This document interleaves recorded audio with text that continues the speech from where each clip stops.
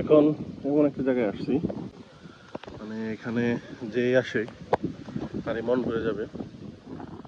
জায়গাটি বেউথারি একটা পার্ক, এখানে নদী, সামনে নদী। তো আমরা অনেকে আসছি, ওইখানে আমাদের বাইকগুলো আছে। ইসলাম নামাজ পড়তে, নামাজ পড়ে আসলাম।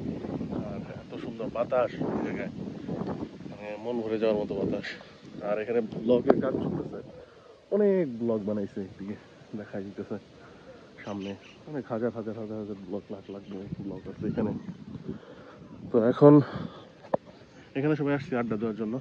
ঈদের পরের দিন আজকে, কোরবানি ঈদের, কাজ নেই, কিছু নাই, কি করব, এখানে আসলাম।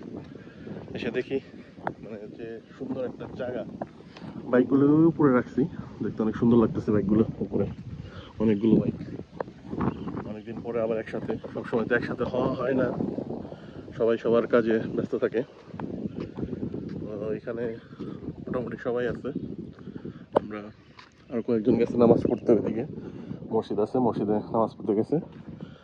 আর আমরা এখানে আসছি ঘোরার জন্য। আর গ্রামের নদীর পাশের রাস্তা, ওই পাশেও চর পড়ছে, আরও সবাই নিচে, ওইদিকে নিচে সবাই দাঁড়িয়ে আছে।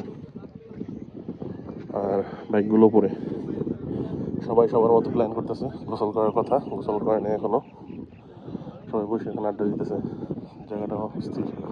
আর সেই বাতাস, বুড়ি বাইক রাখছিস নাকি? সবাই বসে নিচে আড্ডা দিতেছে।